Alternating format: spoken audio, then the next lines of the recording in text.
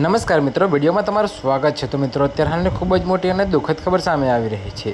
જી હા મિત્રો, ગુજરાતના દરિયામાં વર્ષનું પહેલું વાવાઝોડું સર્જાય તેવી શક્યતા છે। તો 2 ઓક્ટોબરે જે સિસ્ટમ ડિપ્રેશનમાં ફેરવાઈ હતી તેણે શુક્રવારે ડીપ ડિપ્રેશનનું સ્વરૂપ ધારણ કર્યું હતું। તો હાલમાં આ ડીપ ડિપ્રેશન ગુજરાતની પાસે અરબ સાગરમાં સ્થિત છે। તો મિત્રો, તે દરમિયાન થોડી આગળ વધીને શુક્રવારની સાંજ સુધીમાં વાવાઝોડું બને તેવી શક્યતા છે।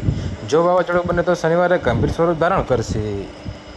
જો કે મિત્રો, તમને વધુમાં એ પણ જણાવીએ કે 3 ઓક્ટોબરની સવારની સ્થિતિ પ્રમાણે આ સિસ્ટમ ગુજરાતના દ્વારકાથી 240 કિલોમીટર, પોરબંદરથી 270 કિલોમીટર, કચ્છના નલિયાથી 280 કિલોમીટર અને પાકિસ્તાનના કરાચીથી 400 કિલોમીટર દૂર છે। જો કે મિત્રો, ભારતની પાસે આવેલા અરબી સમુદ્ર અને બંગાળની ખાડીમાં ચોમાસા પહેલાં અને ચોમાસું પૂરું થાય તે બાદ સામાન્ય રીતે વાવાઝોડા સર્જાતા હોય છે।